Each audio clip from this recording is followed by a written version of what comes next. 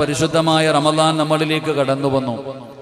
സത്യം പറഞ്ഞാൽ റമദാൻ തീർന്നു സഹോദരങ്ങളെ, വളരെ പെട്ടെന്ന്. സത്യം പറഞ്ഞാൽ വന്നതും പോയതും ഒന്നും അറിയണില്ല. പരിശുദ്ധമായ റമദാൻ വരുന്നതിന് മുമ്പ് 2 മാസക്കാലം മുമ്പ് നമ്മളൊക്കെ ദുആ ചെയ്തു, അല്ലാഹുമ്മ ബാരിക് ലനാ ഫി റജബിൻ വ ശഅബാൻ വ ബല്ലഗനാ റമദാൻ.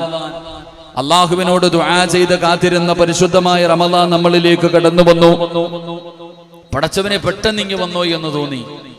ആ റമദാനിന്റെ 1-ാമത്തെ 10 റഹ്മത്തിന്റെ 10 വളരെ പെട്ടെന്ന് കടന്നുപോയി. നമ്മൾ വിചാരിച്ചു പടച്ചവനെ ഇനി മഗ്ഫിറത്തിന്റെ 10 ഉണ്ടല്ലോ. ആ മഗ്ഫിറത്ത് തീർന്നത് ഒരാഴ്ച തീർന്നത് പോലെ 10 ദിവസം നമ്മളിൽ നിന്ന് വിട പറഞ്ഞു. എന്റെ പ്രിയപ്പെട്ട സഹോദരങ്ങളെ, റമദാനിന്റെ അവസാനത്തെ 10 ദിനങ്ങളിലേക്ക് നമ്മൾ കാലെടുത്തു വെച്ചു കഴിഞ്ഞു. അള്ളാഹുവിന്റെ കരുണ ചോദിച്ചു വാങ്ങാൻ അള്ളാഹു 10 ദിവസം നൽകി. നേടിയോ എന്ന് ഞാനും നിങ്ങളും ചിന്തിക്കുക. 10 ദിവസം അള്ളാഹു നമ്മുടെ ജീവിതത്തിൽ അള്ളാഹുവിന്റെ കരുണ ചോദിച്ചു വാങ്ങാൻ നൽകിയിട്ട് ചോദിച്ചു വാങ്ങാൻ നമുക്ക് കഴിഞ്ഞിട്ടുണ്ടോ? അവിടെയാണ് നാം ചിന്തിക്കേണ്ടത്. 2-ാമത്തെ 10 ദിവസം അള്ളാഹു നൽകിയത് എന്റെയും നിങ്ങളുടെയും ജീവിതത്തിൽ വന്നുപോയ സർവ്വ അപരാധങ്ങളും അള്ളാഹുവിന്റെ മുമ്പിൽ ഏറ്റുപറഞ്ഞ് പാപങ്ങൾ കഴുകിക്കളയാൻ അള്ളാഹു 10 ദിവസം നമുക്ക് നൽകിയിട്ട് ആ 10 ദിവസവും നമ്മളിൽ നിന്ന് വിട പറഞ്ഞു. ഇനി അവസാനത്തെ 10 ദിനരാത്രങ്ങൾ. എന്റെ പ്രിയപ്പെട്ടവരെ, ഇത് എല്ലാത്തിനും കൂടെയുള്ളതാ. അള്ളാഹുവിന്റെ അവസാനത്തെ 10 ദിവസം അള്ളാഹു നമുക്ക് നൽകിയിരിക്കുന്നത് ഇതെല്ലാം കൂട്ടിക്കലർത്തിക്കൊണ്ട് അള്ളാഹുവിന്റെ ഭയാനകമായ അദാബുകൾ കൊണ്ട് നിറച്ച നരകത്തിൽ നിന്ന് കരകയറി സ്വർഗത്തിൽ ഒരു ഇരിപ്പിടം ഉറപ്പിക്കുക, സ്വർഗത്തിലേക്കുള്ള പ്രവേശനം ഉറപ്പിക്കുവാൻ വേണ്ടി അള്ളാഹു 10 ദിവസം എനിക്കും നിങ്ങൾക്കും നൽകിയിരിക്കുകയാണ്. എന്റെ പ്രിയപ്പെട്ടവരെ, നമ്മൾ ഇപ്പോഴും ഒരു ചിന്തയുമില്ലാതെ നടക്കുകയാണ്. പടച്ചവനെ എന്തോ ഇങ്ങനെ വന്നു, റമദാൻ വന്നു പോകുന്നു. സാധാരണ ദിനങ്ങളെ പോലെ, സാധാരണ ദിവസങ്ങളെ പോലെ ഇതിന് നൽകാ വലിയ ഒരു മഹത്വമോ പവിത്രതയോ അല്ലെങ്കിൽ ഇതിന്റെ സ്ഥാനമോ ഞാനും നിങ്ങളും മറന്നു പോകുകയാ. ഇങ്ങനെ ഓരോ ദിവസം ഇങ്ങനെ തെള്ളി നീക്കുകയാ. എന്റെ പ്രിയപ്പെട്ട സഹോദരങ്ങളെ, മഹാനായ തൗബത്ത് ഇബ്നു സ്വാമിത്ത് റളിയല്ലാഹു തആല അൻഹു, മഹാനവറുകളുടെ ചരിത്രം ഞാൻ നിങ്ങളും ഒന്ന് എടുത്തു നോക്കണം. മഹാനായ സാബിത്ത് ഇബ്നു മഹാനവറുകൾ, അവിടുന്ന് മഹാനവറുകളുടെ ചരിത്രം എടുത്തു നോക്കണം. തൗബത്ത് ഇബ്നു സ്വാമിത്ത് റളിയല്ലാഹു തആല അൻഹു തനിക്ക് 60 വയസ്സ് പൂർത്തിയായി.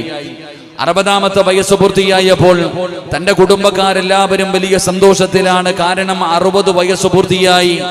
തന്റെ ഭാര്യ സന്താനങ്ങൾ എല്ലാവരും വളരെ സന്തോഷത്തിലിരിക്കുമ്പോൾ മഹാനവറുകൾ വല്ലാതെ കരയുകയാ. നിസ്കാരപ്പായിലിരുന്നു കൊണ്ട് മഹാനവറുകൾ വല്ലാതെ കരയുന്നത് കണ്ടപ്പോൾ തൗബത്ത് ഇബ്നു സ്വാമിത്ത് റളിയല്ലാഹു തആല അൻഹുവിനോട് തന്റെ കുടുംബക്കാര് ചോദിച്ചു, എന്തിനാണ് കരയുന്നത്?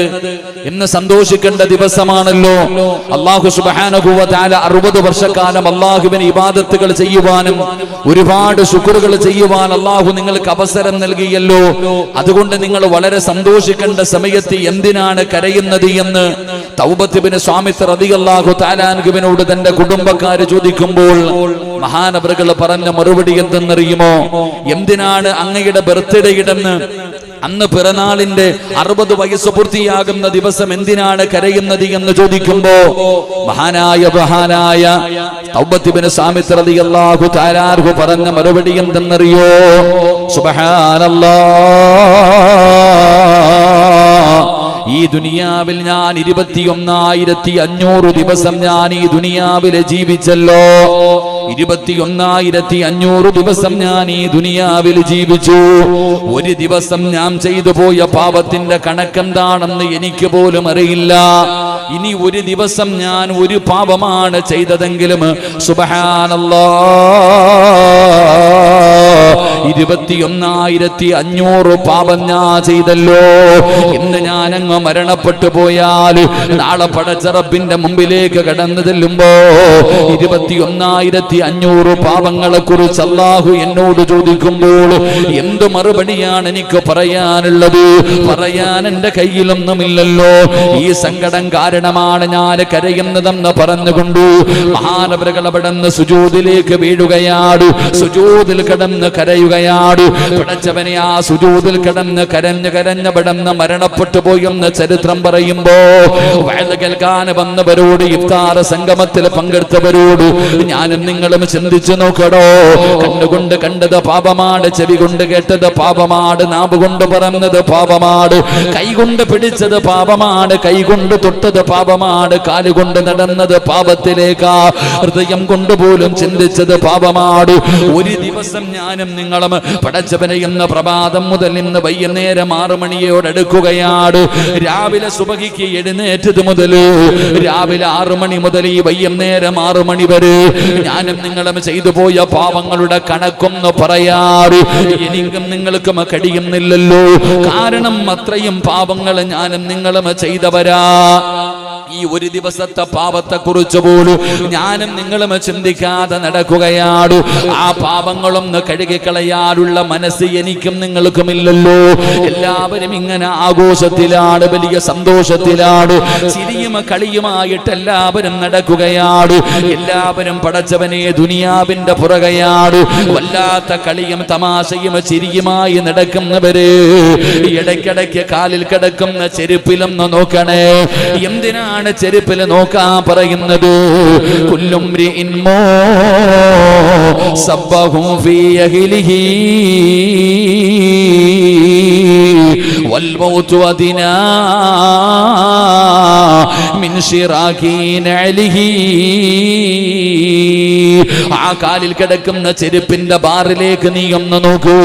ആ കാലിൽ കിടക്കുന്ന ചെരുപ്പിന്റെ ബാറ് നിന്റെ കാലിന്റെ തൊലിയോട് എത്ര അടുത്ത് കിടക്കുന്നോ ഇതുപോലെ മരണം നിന്റെ കൂടെയുണ്ടെന്ന മഹത്തുക്കളെ നമുക്ക് പറഞ്ഞു തരുമ്പോ ആ മരിക്കേണ്ടവരാണെന്നോ കബറുണ്ടെന്നോ പരലോകമുണ്ടെന്നോ നരകമുണ്ടെന്നോ എന്നുള്ള ചിന്തയൊന്നും നമുക്കില്ലല്ലോ. ഈ ജീവിതം ആസ്വദിക്കാനുള്ളതാണ്, അല്ലാഹു തന്ന ജീവിതം അടിച്ചു പൊളിക്കാനുള്ളതാണ്. എന്തേ സഹോദരാ ചിന്തിക്കാത്തത്? ഉസ്താദേ എന്തിനാണ് മരണത്തെ കുറിച്ച് പറയുന്നത്? ഞങ്ങൾക്ക് ആർക്കും ക്യാൻസർ ഇല്ലല്ലോ, ട്യൂമർ ഇല്ലല്ലോ, മാരകമായ രോഗങ്ങളില്ലല്ലോ. പടച്ചവനെ പിന്നെ എന്തിനാണ് ഞങ്ങളുടെ മരണത്തെ കുറിച്ച് ചിന്തിക്കുന്നത്? ചിന്തിക്കണം സഹോദരാ, എന്റെ പ്രിയപ്പെട്ടവരെ. കാരണം മരണം എപ്പോഴെവിടെ വെച്ചാണ് കടന്നു വരുന്നതെന്നറിയില്ല. മരിക്കാൻ രോഗമൊന്നും വേണ്ട. ക്യാൻസർ ഉള്ളവര് മാത്രമല്ല മരിക്കുന്നത്, ട്യൂമർ വന്നവരല്ല, കിഡ്നി തകർന്നവരല്ല, കരൾ രോഗമുള്ളവരല്ല, സ്ട്രോക്ക് വന്നവരല്ല, കൊളസ്ട്രോൾ കൂടിയവരല്ല. പടച്ചവനെ എപ്പോ എവിടെ വെച്ചും മരണം കടന്നു വരികയാണ്. തുഅമ്മീലു ഫിദ്ദുനിയാ തവീലം വലാ തദ്രീ ഇലാ ജന്ന ലൈലുൻ ഹൽ തഈസു ഇലൽ ഫജ്രി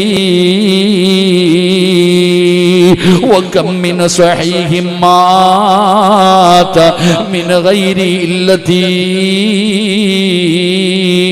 വകം മിൻ മരീദിൻ ആസ ദഹ്റൻ അലാ ദഹ്രി. കവി അവിടെ നിന്ന് പറയുകയാ, ക്യാൻസർ വന്നവര് മാത്രമല്ല മരിക്കുന്നത്, മാരകമായ രോഗമുള്ളവര് മാത്രമല്ല മരിക്കുന്നത്. എടാ ചങ്ങാതി, നിന്റെ വാപ്പ രാവിലെ ഉറക്കത്തിൽ നിന്ന് എഴുന്നേറ്റ് ജോലിക്ക് പോയില്ലേ? വാപ്പ എന്തേ വൈകുന്നേരം തിരിച്ചു വീട്ടിൽ വന്നോ? വെള്ള തുണിയിൽ പൊതിഞ്ഞ് നിന്റെ വീടിന്റെ മുറ്റത്ത് നിന്റെ കണ്ണിന്റെ മുമ്പിൽ വെച്ച് കൊണ്ടുവച്ചത് നീ കണ്ടവനല്ലേ?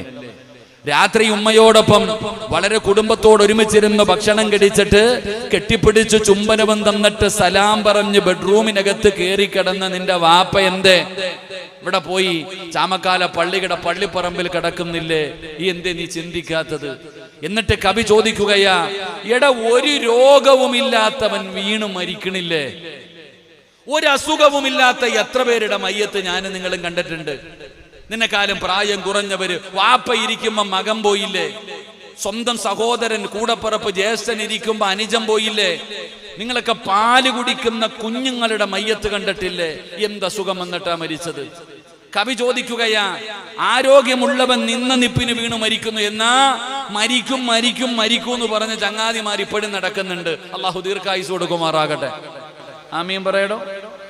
മരിക്കൂന്ന് ഡോക്ടർമാര് പറഞ്ഞ് എന്തിനാ? എന്റെ ജ്യേഷ്ഠൻ എന്റെ വീട്ടിൽ തന്നെ ഇരിപ്പുണ്ട്. തെളിവ്, എന്റെ സ്വന്തം സഹോദരിയുടെ ഭർത്താവ്, എന്റെ അളിയൻ, അദ്ദേഹത്തിന് കൊറോണ കൂടിയിട്ട് ഡോക്ടർമാര് പറഞ്ഞ് 24 മണിക്കൂറിന്റെ ഉള്ളിൽ മരിക്കൂന്ന്. 24 മണിക്കൂർ ആ സമയം പറഞ്ഞത്. ഇന്നും ആ മനുഷ്യൻ ജീവിച്ചിരിപ്പുണ്ട്. അള്ളാഹു ആഫിയത്തുള്ള ദീർഘായുസ് കൊടുക്കുമാറാകട്ടെ. ആ ഹോസ്പിറ്റലിന്റെ ഫ്രണ്ടിൽ നിന്ന് ഞാൻ സങ്കടപ്പെട്ടപ്പോ എന്നോട് കരയില്ലേ എന്ന് പറഞ്ഞ് എന്നെ കെട്ടിപ്പിടിച്ച് സമാധാനിപ്പിച്ച എന്റെ ജ്യേഷ്ഠൻ ഖബറിനകത്ത് കിടക്കുന്നുണ്ട്. അള്ളാഹു സ്വർഗം കൊടുത്ത് അനുഗ്രഹിക്കുമാറാകട്ടെ. മനുഷ്യന്റെ കാര്യം ഇതാ. കാരണം എപ്പോ എവിടെ വെച്ചാ മരണം വരുന്നതെന്നറിയില്ല. ഈ ഇരിക്കണ ഈ സമയത്ത് ഇവിടെ നിന്ന് നോമ്പ് മുറിച്ചിട്ട് വീട്ടിൽ പോകുമെന്ന് ഉറപ്പുള്ള ആരാവുള്ളേ? ഒരാളുമില്ല. ഇന്ന് അറ്റാക്കിന്റെ കാലമാ. പെട്ടെന്ന് മരിച്ചു. എങ്ങനെ മരിച്ചു? Silent attack. തീർന്നു. ഒറ്റ വാക്ക് തീർന്നു എല്ലാം. അള്ളാഹു നമ്മളെ കാക്കുമാറാകട്ടെ. എന്റെ പ്രിയപ്പെട്ട സഹോദരങ്ങളെ, ഞാൻ പറഞ്ഞു വന്നത്, എന്തായാലും ഒരു ദിവസം മരണം നമ്മളെ തേടി വരും. എപ്പോഴെവിടെ വെച്ചാണെന്നറിയില്ല. കാരണം ആ സമയം നമുക്കറിയില്ല. അള്ളാഹുവിന് മാത്രം അറിയുന്ന സമയമാണ്. ഒരു മനുഷ്യന്റെ മരണം എപ്പോ എവിടെ വെച്ച് നടക്കും, ഇത് അള്ളാഹ്ക്ക് അറിയൂ. സിറാജിന് പറയാൻ കഴിയില്ല. മരണത്തിന്റെ അടയാളങ്ങൾ മനസ്സിലാക്കാനേ കഴിയൂ. എന്റെ പ്രിയപ്പെട്ടവരെ, മരണം എപ്പോ എവിടെ വെച്ച് വരുമെന്ന് അല്ലാഹുവിനെ മാത്രമേ അറിയൂ. ഇന്നല്ലാഹ ഇൻദഹു ഇൽമുസ് സാഅ വയുനസ്സിലുൽ ഗൈസ വയഅലമു മാ ഫിൽ അർഹാം വമാ തദ്രീ നഫ്സുൻ മാദാ തക്സിബു ഗദാ വമാ തദ്രീ നഫ്സുൻ ബിഅയ്യി അർദിൻ തമൂത്. 5 കാര്യങ്ങൾ അല്ലാഹു എണ്ണി പറയുന്നു.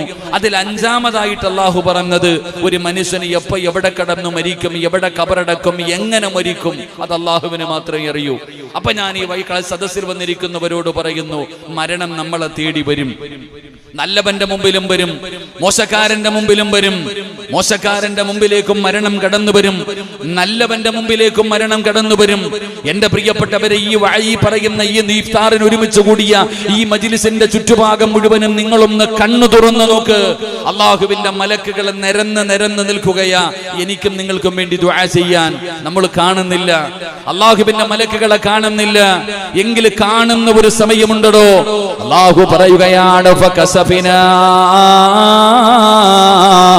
അൻക ഖിതാഅക ഫബസറുക അൽയൗമ ഹദീദ്. എന്റെ മുമ്പിലേക്ക് കടന്നു വരുമല്ലോ ഈ ഇരിക്കുന്ന ഓരോ ആണിന്റെയും പെണ്ണിന്റെയും കണ്ണിന്റെ മുമ്പിലേക്ക് ആകാശത്ത് നിന്ന് മലക്കുകൾ ഇറങ്ങി വരണമാണ്. അതാ ആകാശത്ത് നിന്ന് മലക്കുകൾ ഇറങ്ങി വരമാണ്. ആരാണ് കടന്നു വരുന്നത്? ഒരു മലക്കല്ല, 70 മുതൽ 70,000 മലക്കുകൾ. പടച്ചവനെ, ഖാബിലുൽ അർവാഹ് മലക്ക് അസ്റായീൽ എന്ന് പറയുന്ന മലക്കിന്റെ നേതൃത്വത്തിൽ ഒരു സൈന്യം ഇങ്ങനെ ഇറങ്ങി വരികയാണ്. കാണുമ്പോഴേ പേടിച്ച് വിറയ്ക്കുകയാണ്. ഈ സദസ്സിലിരിക്കുന്നവർ 2 വിഭാഗമുണ്ടോ? ഒരു വിഭാഗത്തിന്റെ രംഗം എങ്ങനെയെന്നറിയോ? പടച്ചവനെ, അസ്റായീൽ എന്ന് പറയുന്ന മലക്കുകളെ കാണുമ്പോ പേടിച്ച് വിറച്ചുകൊണ്ടവർ പിടഞ്ഞ് താഴെ വീടുകയാണ്, ഭയന്ന് വിറയ്ക്കുകയാണ്. ആ സമയത്ത് മലക്കുകൾ അടുത്തു വരികയാ. എന്നിട്ട് അവര് പറയുന്നു, കല്ലാ ഇദാ ബലഗതി ത്വറാഖിയ വകീല മൻ റാഖ് വظن أنه الفراق والتفت الساق بالساق. അവരോട് മലക്കുകൾ പറയുകയാ, നിന്നെ കൊണ്ടുപോകാമെന്നതാ, നിന്റെ റൂഹ് പിടിക്കാമെന്നതാ, നിന്റെ സമയമെടുത്തടാ. ആരെ വേണമെങ്കിലും വിളിച്ചോ, രക്ഷപ്പെടുത്താൻ ആരെ വേണമെങ്കിലും വിളിച്ചോ, എന്തു വേണമെങ്കിലും നീ ചെയ്തോ എന്ന് പറഞ്ഞുകൊണ്ട് മലക്കുകൾ അവന്റെ കണ്ണിന്റെ മുമ്പിലേക്ക് കടന്നു വരികയാണ്. ഭയന്ന് വിറയ്ക്കുകയാണ്. അസ്റായീലിന്റെ രൂപം കാണുമ്പോഴേ അവനെ പകുതിയങ്ങോ മരിക്കുകയാണ്. പേടിച്ച് വിറച്ചുകൊണ്ടവർ പടച്ചവര് അതാ മലക്കുകൾ അവന്റെ റൂഹ് പടന്ന് വലിച്ചു പറിക്കുകയാ. പടച്ചവനെ വല്ലാതെ വിളിക്കുകയാണ്. വായിലൂടെ പതയും നുരയും വരുന്നുണ്ട്, കണ്ണ് തള്ളുന്നുണ്ട്. പടച്ചവരെ, പേടിച്ച് വിറച്ച് മലമൂത്ര വിസർജനം നടത്തിയിട്ട് അവന് മരിക്കുകയാണ്. പടച്ചവനെ, അവന്റെ മരണമങ്ങ് കഴിഞ്ഞു. ജനങ്ങൾ ഓടി വരുമ്പോ മരിച്ചു കിടക്കുന്ന വാപ്പയുടെ മുമ്പിലേക്ക് മക്കള് കടന്നു വരുമ്പോ വാപ്പയുടെ കണ്ണ് തള്ളിയിരിക്കുകയാണ്. പടച്ചവനെ, വായിലൂടെ പതയും നുരയും ഒലിക്കുന്നുണ്ട്, മലമൂത്ര വിസർജനം നടത്തിയിട്ടുണ്ട്. സൗന്ദര്യമുണ്ടായിരുന്ന കാണാൻ ഗ്ലാമർ ഉണ്ടായിരുന്ന വാപ്പാ മക്കള് നോക്കുമ്പോ ഉപ്പാടെ മുഖമല്ല കറുത്തിരിക്കുകയാ. കാണാൻ നോക്കാൻ പേടി തോന്നുകയാണ്. മയ്യത്ത് കാണാൻ വരുന്നവരെ മുഴുവനും ഭയപ്പെടുത്തുന്ന രീതിയിൽ മരിച്ച് ഈമാനില്ലാതെ മരിച്ചു കിടക്കുകയാണ്. പടച്ചവനെ മയ്യത്ത് കാണുമ്പോഴേ അറിയാ പടച്ചവനെ ഇത് ഈമാനില്ലാത്ത മരണമാണ്. ഒരു വട്ടമേ നോക്കുന്നുള്ളൂ. മുഖത്ത് നോക്കാൻ പേടി തോന്നുന്ന രീതിയിൽ ഒരു വിഭാഗം അവിടെ നിന്ന് മരിച്ചു കിടക്കുകയാ. എങ്കിൽ രണ്ടാമതൊരു വിഭാഗമുണ്ട്. ഈ സദസ്സിലിരിക്കുന്ന രണ്ടാമത്തെ വിഭാഗത്തിന്റെ മരണം എങ്ങനെയെന്നറിയോ?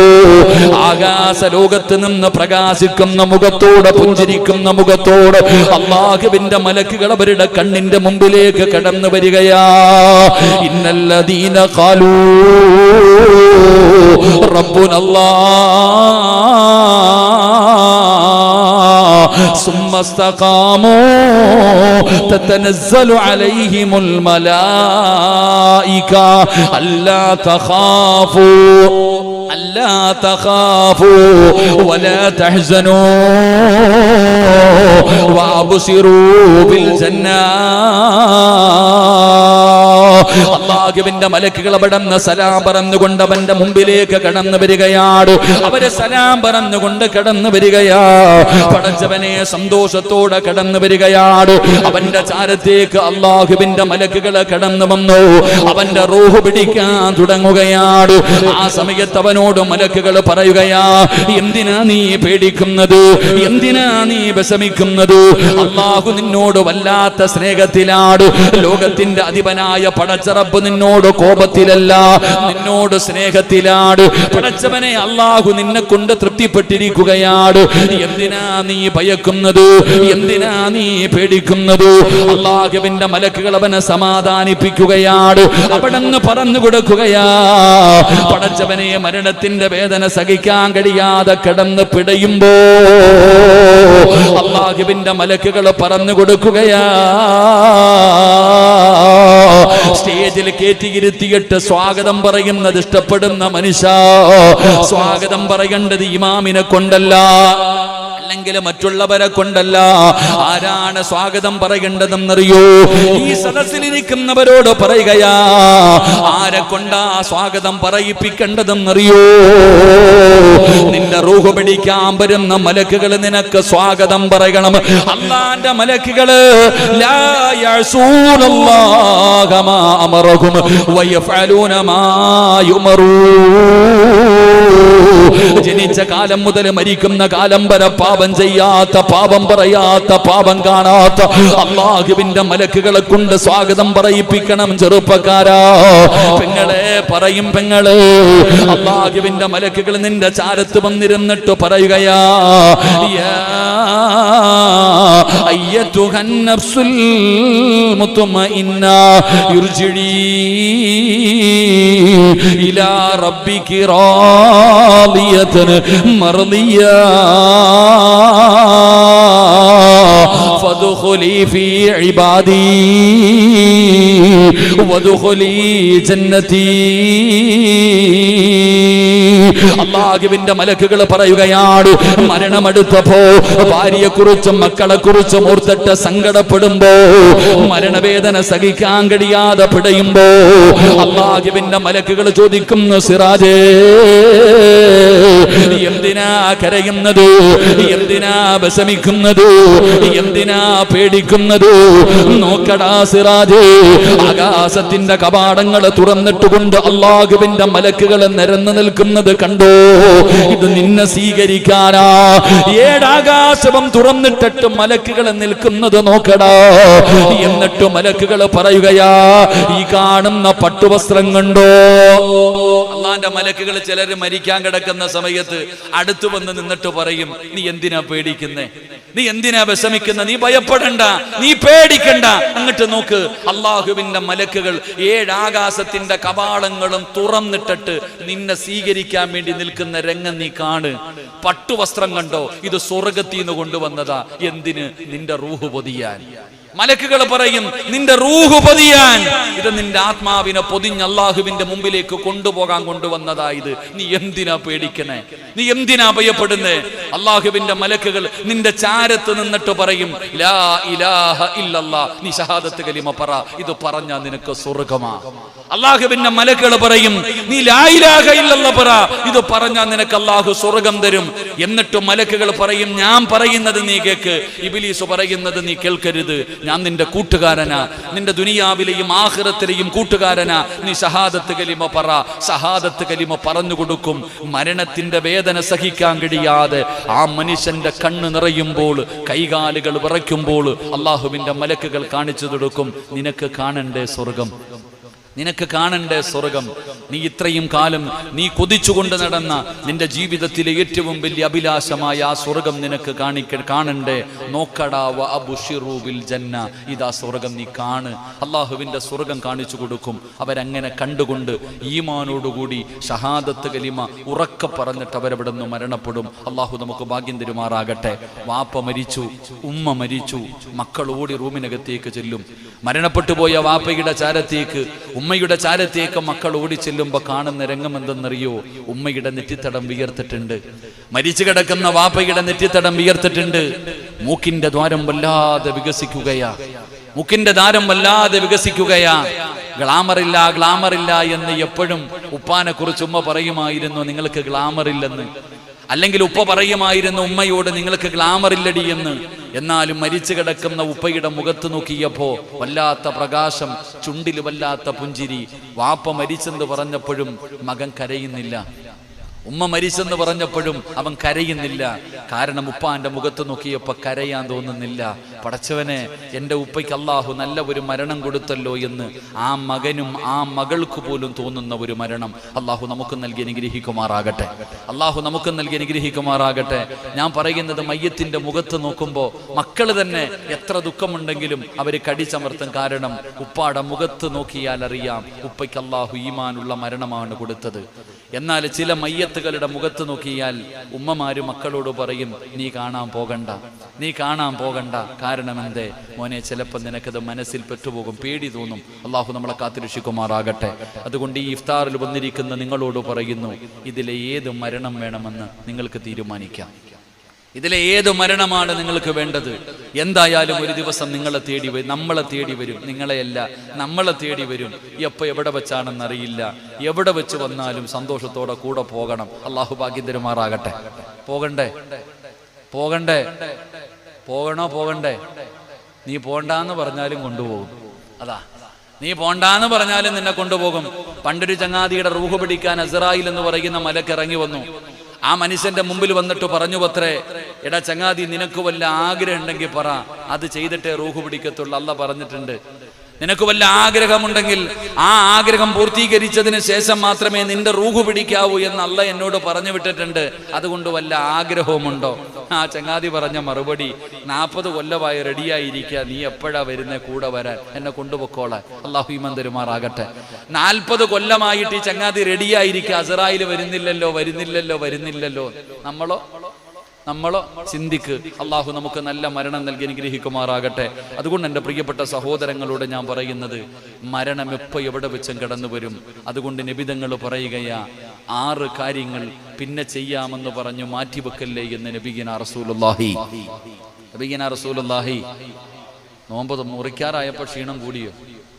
നോമ്പ് മുറിക്കാറായപ്പോഴാണ് ക്ഷീണം കൂടിയത്. മഹാനായ നബിഗിന റസൂലുള്ളാഹി സ്വല്ലല്ലാഹു അലൈഹി വസല്ലമ തങ്ങൾ പറഞ്ഞു, 6 കാര്യങ്ങൾ പിന്നെ ചെയ്യാമെന്ന് പറഞ്ഞു മാറ്റിവെക്കരുത്. ആ 6 കാര്യങ്ങളും പറയുന്നില്ല, ഒരു കാര്യം ഞാൻ പറയാം. നബിതങ്ങൾ പറഞ്ഞു, തൗബ നീ ബന്ധിപ്പിക്കരുത് എന്ന് ആദരവായ പ്രവാചകൻ നബി മുഹമ്മദ് മുസ്തഫ സ്വല്ലല്ലാഹു അലൈഹി വസല്ലമ തങ്ങൾ പറയുകയാ, തൗബ ബന്ധിക്കാൻ പാടില്ല. തെറ്റ് ചെയ്തു കഴിഞ്ഞാൽ അപ്പൊ തന്നെ പശ്ചാത്തപിക്കണം. ഒരാൾ പാപം ചെയ്തു, പാപം ചുമക്കാനുള്ളതല്ല, ഇങ്ങനെ ചുമന്നോണ്ട് നടക്ക, ഇതിങ്ങനെ ചുമക്ക. പടച്ചവനെ പൊങ്കച്ചൊല്ല. പാപം ചെയ്തു കഴിഞ്ഞാൽ, തെറ്റ് ചെയ്തു കഴിഞ്ഞാൽ പശ്ചാത്തപിക്കണം. ഒരു നിമിഷം പോലും മാറ്റിവെക്കരുത്. എല്ലാവരും മലക്കുകളൊന്നുമല്ല, മനുഷ്യന്മാരാ. കുല്ലു ബനി ആദമ ഖത്താഉൻ വഖൈറുൽ ഖത്താഈന അത്തവാബൂൻ. പാപം ചെയ്യാത്ത ഒരാളും ഈ സദസ്സിലില്ല. ആണാകട്ടെ, പെണ്ണാകട്ടെ, ഉസ്താദാകട്ടെ, ഹാജിയാരാകട്ടെ, എല്ലാവരും തെറ്റു ചെയ്യുന്നവരാണ്. കാരണം നമ്മളാരും മലക്കുകളല്ല, മഅസൂമീങ്ങളല്ല. എല്ലാവരും തെറ്റ് ചെയ്യുന്നവരാണ്. ആരറിഞ്ഞില്ലെങ്കിലും നീയും അല്ലാഹുവും അറിയുന്നുണ്ടല്ലോ. അതുകൊണ്ട് എന്റെ സദസ്സിലിരിക്കുന്നവരോട് പറയുകയാ, പാപം ചുമക്കല്ലേ. അത് ചുമക്കാനുള്ളതല്ല, അത് പടച്ച റബ്ബിന്റെ മുമ്പിൽ ഇറക്കി വെക്കാനുള്ളതാണ്. അതുകൊണ്ട് ജീവിതത്തിൽ വന്നുപോയ പാപങ്ങൾ മുഴുവനും ഇറക്കി വെക്കണം. പാപം ചെയ്യുന്നവരിൽ ഏറ്റവും നല്ല മനുഷ്യനാരെന്നറിയോ? അത് അല്ലാഹുവിനോട് ഏറ്റു പറയുന്നവനാണെന്ന് നബി മുഹമ്മദ് മുസ്തഫ സല്ലല്ലാഹു അലൈഹി വസല്ലമ തങ്ങൾ പറയുമ്പോ, പടച്ചവനെ, നബി തങ്ങളുടെ മുമ്പിൽ ഒരു ചെറുപ്പക്കാരനായ സ്വഹാബി കടന്നു വരികയാണ്. യാ റസൂലല്ലാഹ്, അല്ലാഹുവിന്റെ നബിയേ, ഞാൻ ഏതുവരെയാണ് തൗബ ചെയ്യേണ്ടത്? ഞാനൊരു തെറ്റ് ചെയ്തു, അല്ലാഹുവിനോട് പശ്ചാത്തപിച്ചു, ഇനി ചെയ്യില്ല എന്ന് പറഞ്ഞു. പിറ്റേ ദിവസവും ചെയ്തു, പിന്നെയും തൗബ ചെയ്തു. അല്ലാഹുവിന്റെ പ്രവാചകനോട് ചോദിക്കുന്നു, പിന്നെയും ചെയ്താൽ എന്ത് ചെയ്യണം? നബി തങ്ങൾ പറഞ്ഞു, തൗബ ചെയ്യണം. നാലാമതും ചെയ്തു നബിയേ, എന്ത് ചെയ്യണം? തൗബ ചെയ്യണം. അഞ്ചാമതും ചെയ്തു നബിയേ, എന്ത് ചെയ്യണം? തൗബ ചെയ്യണം. ആറാമതും ചെയ്തു നബിയേ, എന്ത് ചെയ്യണം? തൗബ ചെയ്യണം. അല്ലാഹുവിന്റെ റസൂൽ അവിടെന്ന് പറയുന്നതിനനുസരിച്ച് ഞാൻ പിന്നെയും പിന്നെയും പിന്നെയും പാപം ചെയ്യുകയാ. എന്ത് ചെയ്യണം? തൗബ ചെയ്യണം, തൗബ ചെയ്യണം, തൗബ ചെയ്യണം, തൗബ ചെയ്യണം. അവസാനം ആ സ്വഹാബി ചോദിക്കുന്നു, യാ റസൂലല്ലാഹ്, ഏതുവരെ ചെയ്യണം നബിയേ? ഏതുവരെ ചെയ്യണം നബിയേ? തൗബ ചെയ്യാൻ മടിക്കുന്നവരോട് പറഞ്ഞു തരാ. കള്ളു കുടിക്കില്ലെന്ന് പറഞ്ഞു, പിന്നെയും കുടിച്ചു, പിന്നെയും കുടിച്ചു, പിന്നെയും കുടിച്ചു, പിന്നെയും കുടിച്ചു. മോനെ, തൗബ ചെയ്യണം. മടി വേണ്ട, നാണം വേണ്ട, ലജ്ജ വേണ്ട. നീ അല്ലാഹുവിനോട് തൗബ ചെയ്യുന്നതിനനുസരിച്ചു അല്ലാഹു നിന്നോട് സ്നേഹം കൂടുമെന്ന് നബി മുഹമ്മദ് മുസ്തഫ.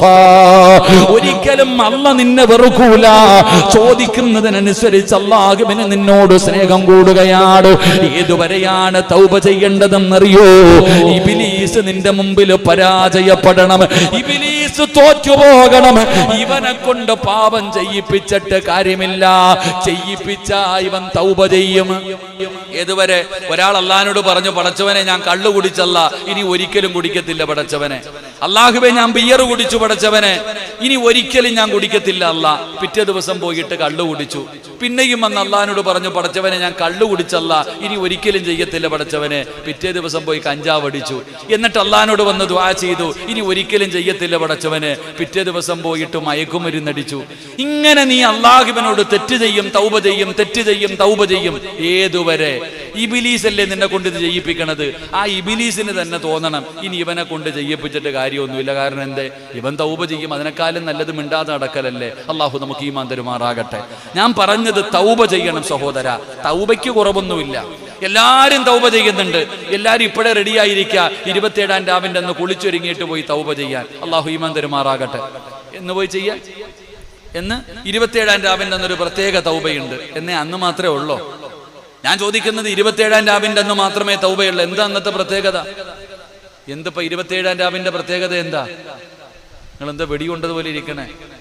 27-ാം രാവിന്റെ പ്രത്യേകത എന്താ? ലൈലത്തുൽ ഖദർ അന്നാ? ആര് പറഞ്ഞു? ലൈലത്തുൽ ഖദർ അന്നാണെന്ന് ആര് പറഞ്ഞു? അല്ലാഹ് പറഞ്ഞ? അല്ലാഹ് പറഞ്ഞിട്ടുണ്ടാ? അല്ലെങ്കിൽ നബി സല്ലല്ലാഹു അലൈഹി വസല്ലമ തങ്ങൾ പറഞ്ഞിട്ടുണ്ടോ 27-ാം രാവിന്റെ അന്നാ ലൈലത്തുൽ ഖദർ? റമളാനിലെ ഏതോ ഒരു ദിവസം, റമളാനിലെ ഏതോ ഒരു ദിവസം, അല്ലെങ്കിൽ റമളാനിന്റെ അവസാനത്തെ 21, 23, 25, 27, 29 ഒറ്റ രാവുകൾ. 27-ാം രാവിനാണെന്ന് ഉണ്ടാകാൻ സാധ്യതയുണ്ടെന്നേ ഉള്ളൂ, അല്ലാതെ അന്നാണെന്നല്ല. എന്നാ പിന്നെ അന്ന് മാത്രം കുളിച്ചങ്ങ് കയറിയാൽ മതിയല്ലോ. എല്ലാ ദിവസവും നടന്നിട്ട് അന്നത്തെ ഒരു ദിവസം കുളിച്ചൊരുങ്ങി നേരത്തെ പോവാ. ഇന്ന് അൻസൽനാഹു ഫീ ലൈലത്തുൽ ഖദർ വമാ അദ്റാക മാ ലൈലത്തുൽ ഖദർ ലൈലത്തുൽ ഖദരി ഖൈറും മിൻ അൽഫി ശഹർ. ഓ, അന്ന് മാത്രം. അള്ളാഹ്ക്ക് നമ്മളൊക്കെ വിറ്റ കാശ് അള്ളാഹടുത്തുണ്ട്. അള്ളാഹു ഈമാൻ നൽകുമാറാകട്ടെ. 27-ാം രാവിന്റെ അന്ന് കുളിച്ചു കയറിയ കിട്ടും. അന്നൊരു പ്രത്യേക തൗബ. അന്ന് കുളിച്ചൊരുങ്ങി എല്ലാ ദിവസവും ചെയ്യണം ചങ്ങാതി. ഞാൻ പറയുന്നത് തൗബയ്ക്ക് കുറവൊന്നുമില്ല. എല്ലാവരും തൗബയൊക്കെ ചെയ്യുന്നുണ്ട്, എല്ലാവരും ദുആ ചെയ്യുന്നുണ്ട്. പക്ഷെ എന്ത് കാര്യം? ഒരു പ്രയോജനവുമില്ല. നമ്മുടെയൊക്കെ തൗബ കാക്കയുടെ തൗബ പോലെ. തൗബ ചെയ്യേണ്ടത് എങ്ങനെന്നറിയോ? അതിന് നിലവിളിക്കൊന്നും വേണ്ട, 1000 വാക്ക് പറയണമെന്നൊന്നുമില്ല, ഒറ്റ വാക്ക് പറഞ്ഞാൽ മതി. തൗബ എന്ന് പറഞ്ഞാൽ എങ്ങനെ തൗബ ചെയ്യണം? ഞാനൊരു ഉദാഹരണം പറഞ്ഞു തരാം. മഹാനായ നബിയുന റസൂലുള്ളാഹി ഒരു തൗബയ്ക്ക് ഒരു ഉദാഹരണം ഞാൻ പറഞ്ഞു തരാം. മഹാനായ സയ്യിദുന ഉമർ ഇബ്നുൽ ഖത്താബ് റളിയല്ലാഹു തആല അൻഹു, ഉമർ തങ്ങൾ രാജ്യം ഭരിക്കുന്ന കാലം, ഉമർ തങ്ങൾ ഖലീഫയായിരിക്കുമ്പോൾ രാത്രി കാലങ്ങളിൽ ഉമർ തങ്ങൾ ഇങ്ങനെ ഇറങ്ങി നടക്കും. ഉമർ തങ്ങൾ ഇങ്ങനെ ഇങ്ങനെ ആൾക്കാരുടെ കാര്യങ്ങളെ കുറിച്ച് അന്വേഷിക്കാൻ നടക്കും. ഖലീഫയാണല്ലോ, ഉറങ്ങാറില്ല. ഉമർ തങ്ങൾ ഇങ്ങനെ ഒരിക്കൽ രാത്രി നടന്നു പോകുമ്പോ ഒരു ചങ്ങാതി നടന്നു വരുന്നുണ്ട് ഉമർ തങ്ങളുടെ എതിരെ. ആ മനുഷ്യൻ ഉമർ തങ്ങളെയും കണ്ടു, ഉമർ തങ്ങൾ ആ മനുഷ്യനെയും കണ്ടു. ആ മനുഷ്യന്റെ കൈകാല് വിറയ്ക്കാൻ തുടങ്ങി. കാരണം എന്തെന്നറിയോ? ആ മനുഷ്യന്റെ കയ്യിൽ 2 കുപ്പി കള്ളിരിക്കുന്നുണ്ട്. ഉമർ തങ്ങളാണ് മുമ്പേ വരുന്നത്. ഉമർ പിടിച്ചു കഴിഞ്ഞാൽ തീർന്നു. പടച്ചോനെ, 2 കുപ്പി കള്ള ആ മനുഷ്യന്റെ കയ്യിലിരിക്കുന്നുണ്ട്.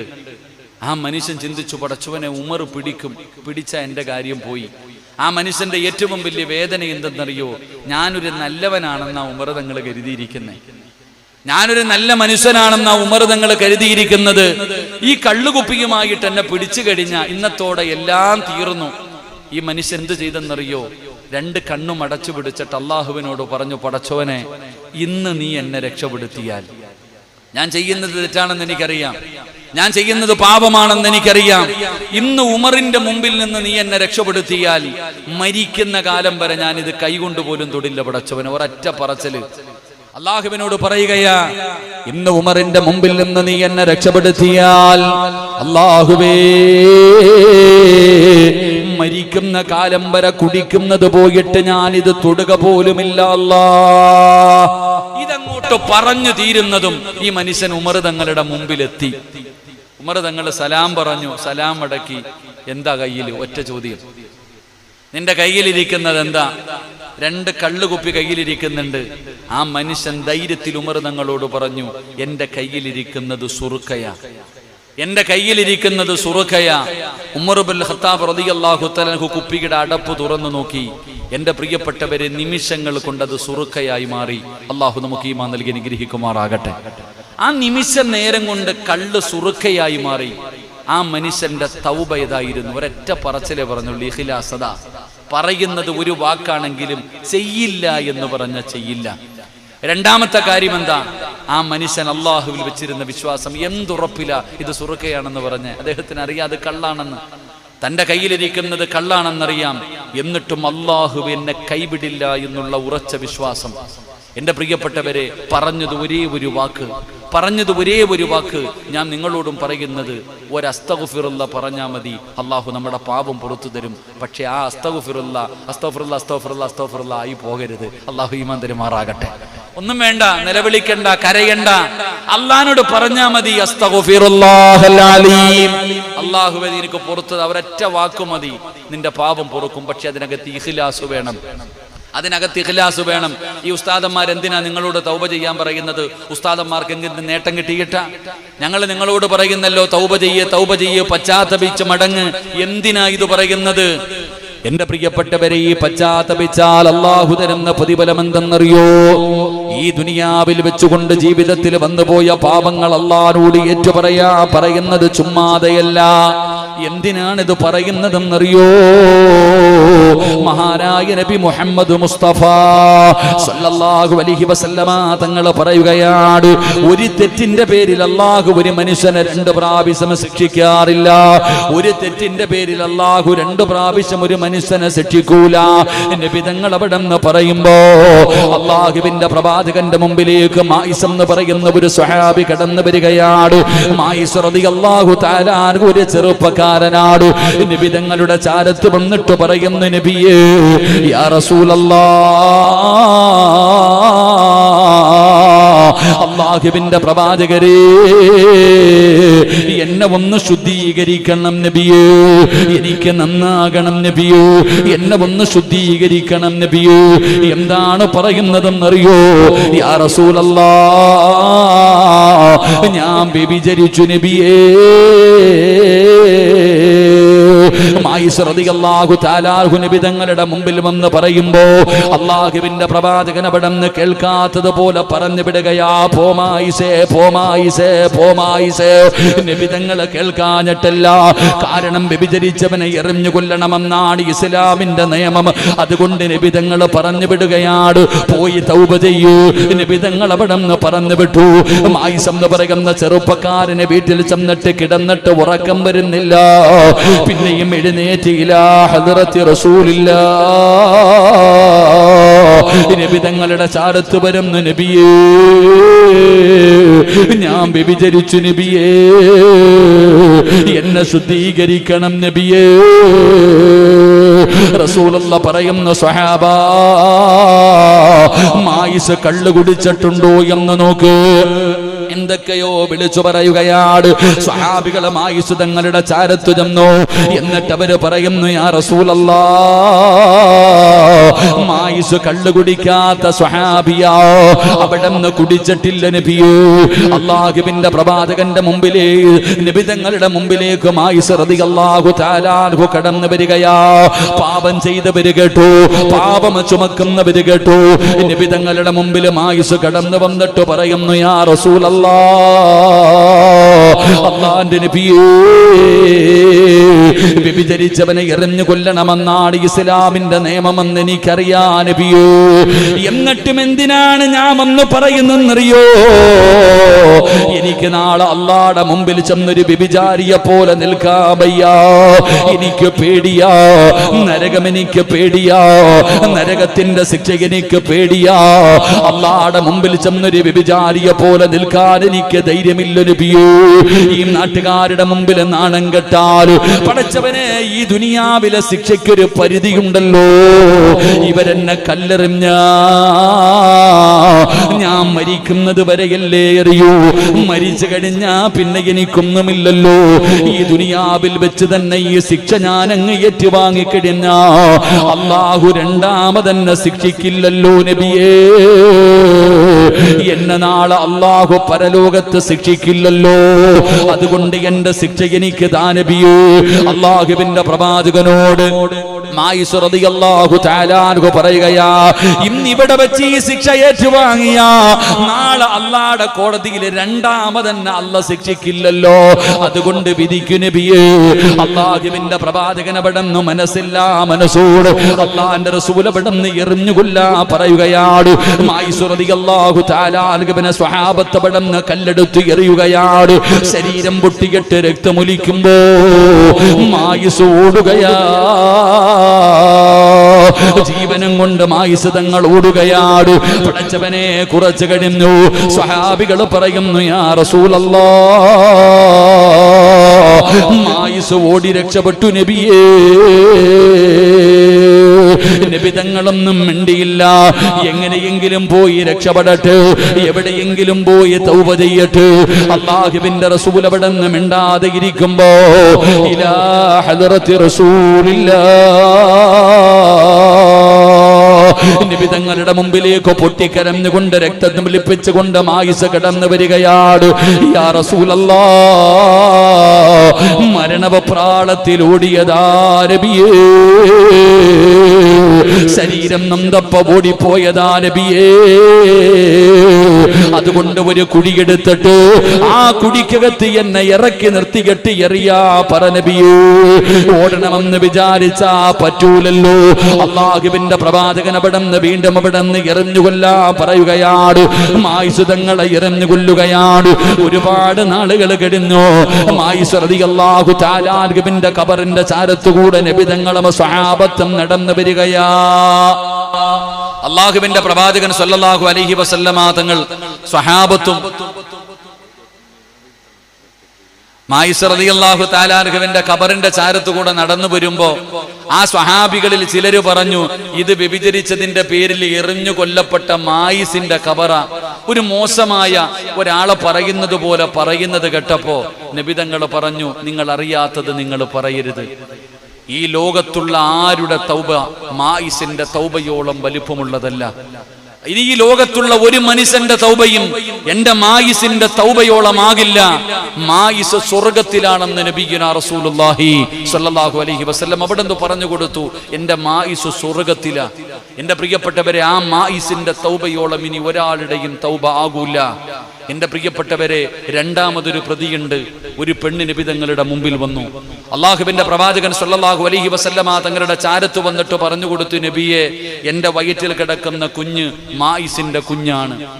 ഇത് വ്യഭിചാരത്തിലൂടെ ഉണ്ടായതാ. എന്നെയും ശുദ്ധീകരിക്കണം. നബി തങ്ങൾ പറഞ്ഞു, നീ ഗർഭിണിയാണ്, നീ പോയി പ്രസവിച്ചിട്ട് വാ. കാരണം 9.5 മാസക്കാലം ഗർഭം വന്ന് മരണവേദനയുടെ വേദനയിൽ നിന്ന് പ്രസവിച്ച തന്റെ കുഞ്ഞിന്റെ മുഖം കണ്ടാൽ ഏത് ഉമ്മയുടെയും മനസ്സു മാറും. അപ്പൊ പിന്നെ ജീവിക്കാനുള്ള കൊതിയുണ്ടാകും. അതുകൊണ്ട് നബി തങ്ങൾ പറഞ്ഞു, നീ പോയി പ്രസവിച്ചിട്ട് വരാൻ. ഈ പെണ്ണു പോയി. പ്രസവം കഴിഞ്ഞു. ചോര കുഞ്ഞുമായിട്ട് നബി തങ്ങളുടെ മുമ്പിൽ വന്നു. പ്രസവം കഴിഞ്ഞു നബിയെ, ഇനി എനിക്ക് ശുദ്ധീകരിക്ക്, എനിക്കുള്ള ശിക്ഷത. നബി തങ്ങൾ പറഞ്ഞു, പാല് കൊടുക്കണം, കുഞ്ഞിന് പാല് കൊടുക്കണം. കുഞ്ഞെന്തെങ്കിലും കഴിക്കാറാകുമ്പവ പിന്നെയും പറഞ്ഞു വിട്ടു. കാരണം എന്തേ? ആ കുഞ്ഞിന്റെ കളിയും ചിരിയും ഒക്കെ കണ്ട ജീവിക്കാനുള്ള കൊതിയുണ്ടാകും. പക്ഷേ ആ പെണ്ണിന്റെ മനസ്സു മാറിയില്ല. തന്റെ കുഞ്ഞുമായി ഒരിക്കൽ നബി തങ്ങളുടെ മുമ്പിൽ വന്നിട്ട് പറഞ്ഞു, എന്റെ കുഞ്ഞു ഭക്ഷണം കഴിക്കാൻ തുടങ്ങി. കുഞ്ഞിന്റെ വായിലേക്ക് ഭക്ഷണം വെച്ചു കൊടുത്തു. കണ്ടോ നബിയെ, കഴിക്കാൻ തുടങ്ങി നബിയെ, ഇനി എന്നെ ശുദ്ധീകരിക്ക്. എന്റെ പ്രിയപ്പെട്ട സഹോദരങ്ങളെ, ഇതാണ് തൗബ. ഞാൻ പറയുന്നത്, ഇന്ന് നിങ്ങൾ ദുനിയാവിൽ വെച്ച് തൗബ ചെയ്താൽ, ഒരു തെറ്റിവിടെ വെച്ച് തന്നെ കഴുകിക്കളഞ്ഞാൽ, നാളെ അള്ളാഹുവിന്റെ മുമ്പിൽ നമ്മളോട് അള്ളാഹു കരുണ കാണിക്കും. അള്ളാഹു നമുക്ക് ഈമാൻ നൽകുമാറാകട്ടെ.